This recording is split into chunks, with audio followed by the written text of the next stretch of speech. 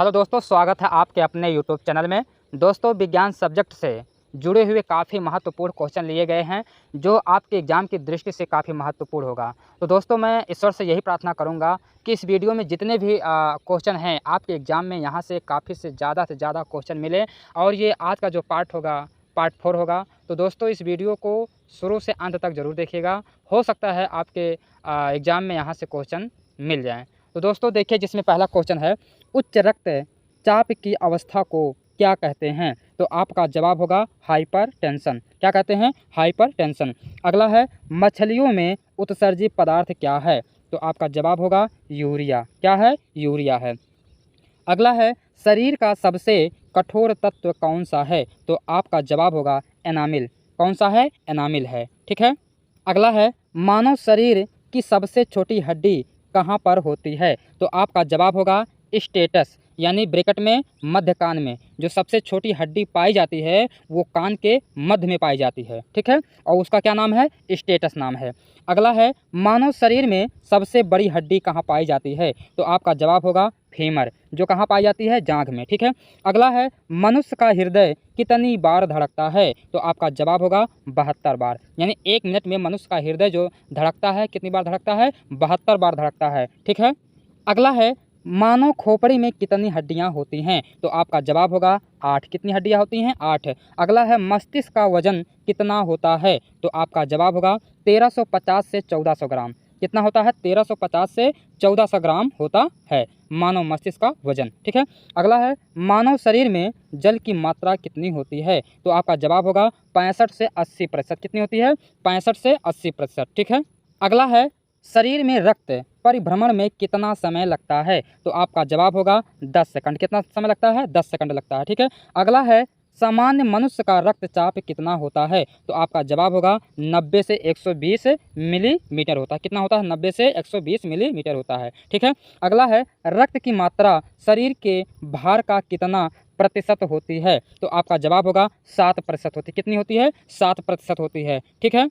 अगला है, मनुष्य में रक्त की मात्रा कितनी होती है? तो आपका जवाब होगा 5 से 6 लीटर। यानी मनुष्य के शरीर में 5 से 6 लीटर खून पाया जाता है। ठीक है। अगला है, रक्त को शुद्ध करने वाला अंग कौन सा है? तो आपका जवाब होगा किडनी।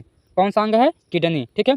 अगला है, लाल रक्त कण का जीवन कितने दिन का होता है? तो आपका जवाब होगा 20 से 120 दिन। ठीक है। कितना होता है?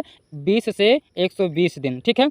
अगला है, श्वेत रक्त कण का जीवन कितने दिन का होता है? तो आपका जवाब होगा 2 से 4 दिन होता है। कितना होता है? 2 से 4 दिन होता है। ठीक है। अगला है, सर्वग्राही रक्त समूह कौन सा होता है? तो आपका जवाब हो जाएगा AB। ठीक है। कौन है? AB। ठीक है। अगला है, सर्वदाता रक्त समूह कौन सा होता है? तो आपका जवाब होगा O। ठीक है।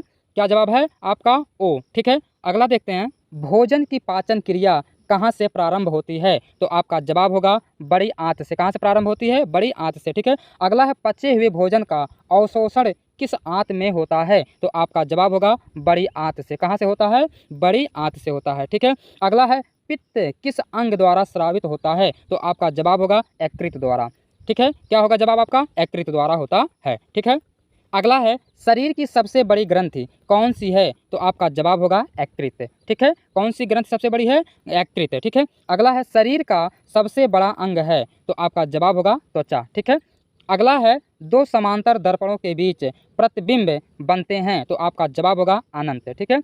तो दोस्तों, वीडियो को लाइक शेयर करते चलिएगा। पसंद आने पर चैनल को सब्सक्राइब करें। अगला है, जब कोई जहाज नदी में से समुद्र में प्रवेश करता है तो क्या होता है? तो आपका जवाब होगा ऊपर उठ जाता है। क्या होता है? ऊपर उठ जाता है। ठीक है। अगला है, पृथ्वी पर कोई गतिशील पिंड विश्राम की अवस्था में किस कारण से आता है? तो आपका जवाब होगा घर्षण बल के कारण आता है। ठीक है। अगला है, क्या कारण है कि गेंद किसी ऊंचे स्थान पर अधिक उछलती है? तो आपका जवाब होगा क्योंकि ऊंचे स्थानों पर गुरुत्वाकर्षण बल कम होता है, इसी के कारण ही गेंद ऊंचे स्थान पर अधिक उछलती है। ठीक है। अगला है, मात्रा के साथ कौन सा भौतिक गुण प्रभावित नहीं होता है? तो आपका जवाब होगा घनत्व। ठीक है।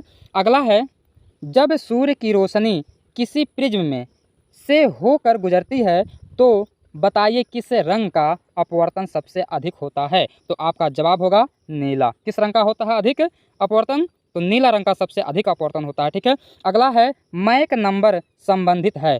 मैक नंबर जो संबंधित है वह जो है हवाई जहाज़ की गति से संबंधित है। ठीक है, अगला है जब कोई मनुष्य रोशनी से अंधेरे कमरे में घुसता है तो उसे कुछ समय तक कुछ नहीं दिखाई देता है, बाद में उसे दिखाई देना आरंभ हो जाता है। क्या ऐसा कारण है, देखते हैं। तो इसका जवाब होगा क्योंकि उसकी आँख की आइरिस सिकुड़ जाती है। इसी के कारण से जो मनुष्य धूप से छाँव में आता है तो जो है अंधेरा दिखाई देता है। ठीक है, तो किस कारण, आइरिस सिकुड़ने के कारण से जो है आपको धुंधला दिखाई देता, अंधेरा दिखाई देता है धूप से छाँव में आने के बाद। ठीक है, अगला है कौन सी विद्युत चुंबकीय तरंगों का तरंगदैर्घ्य सबसे अधिक है। तो आपका जवाब होगा अवरक्त किरणें की। ठीक है, अवरक्त किरणें की विद्युत चुंबकीय तरंगों का तरंगदैर्घ्य सबसे अधिक होता है। ठीक है, अगला है किस धातु का गलनांक सबसे अधिक है। तो आपका जवाब होगा टंगस्टन का। ठीक है, टंगस्टन का जो है सबसे अधिक गलनांक होता है।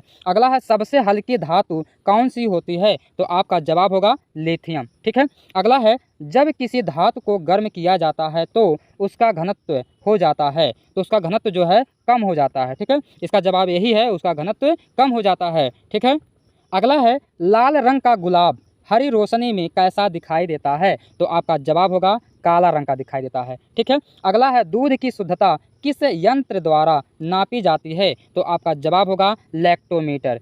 किसके द्वारा नापी जाती है, लैक्टोमीटर के द्वारा दूध की शुद्धता को नापा जाता है। अगला है डायनमो का क्या कार्य है, यानी डायनमो का जो कार्य होता है वो कौन सा कार्य है। तो देखिए उसका जवाब है यांत्रिक ऊर्जा को विद्युत ऊर्जा में परिवर्तन करना, यानी यांत्रिक ऊर्जा को विद्युत ऊर्जा में परिवर्तन करना ही डायनमो का कार्य होता है। ठीक है, अगला है टेलीविज़न का आविष्कार किसने किया। तो आपका जवाब होगा जे.एल. बेयर्ड ने। किसने किया था, जे.एल. बेयर्ड ने। अगला है हड्डियों और दांतों में जो रासायनिक पदार्थ विद्यमान रहता है उसे क्या कहते हैं। तो आपका जवाब हो जाएगा कैल्शियम फास्फेट। क्या कहते हैं, कैल्शियम फास्फेट। ठीक है, अगला है लोहे के पाइप जिनसे पानी की सप्लाई की जाती है पर जस्ते की परत इसलिए चढ़ाई जाती है कि जंग ना लगे, इस परत को चढ़ाने की प्रक्रिया को कहते हैं, यानी क्या कहते हैं, जो प्रक्रिया है, जो विधि है चढ़ाने की परत, उस विधि का क्या नाम है। तो उस विधि का नाम है यसद लेपन। क्या नाम है, यसद लेपन। ठीक है, अगला है किस अम्ल का उपयोग निर्जलीकारक के रूप में किया जाता है। तो आपका जवाब होगा सल्फ्यूरिक अम्ल। ठीक है, किस अम्ल के कारण होता है, सल्फ्यूरिक अम्ल के कारण होता है। ठीक है, अगला है विलेय को विलयन से पृथक किया जा सकता है।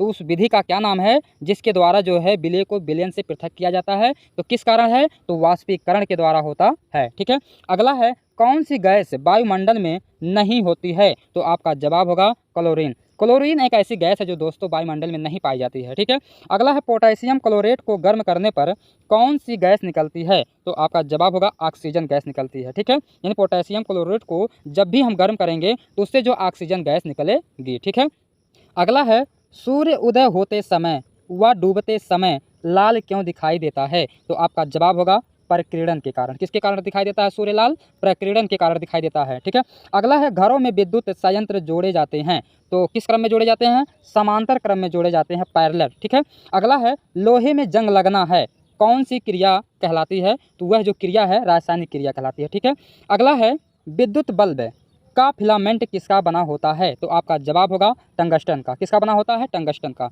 ठीक है, अगला है केतली में पानी का गर्म होना उदाहरण है, किसका उदाहरण है, संवहन का उदाहरण है। ठीक है, कन्वेक्शन का उदाहरण है, संवहन का। ठीक है, अगला है SI पद्धति में बल का मात्रक क्या है। तो आपका जवाब होगा न्यूटन। ठीक है, तो दोस्तों यदि ये वीडियो आप सबको पसंद आया हो तो इस वीडियो को लाइक शेयर कमेंट जरूर करें और इस तरह की वीडियो देखने के लिए बने रहिएगा। जय हिंद।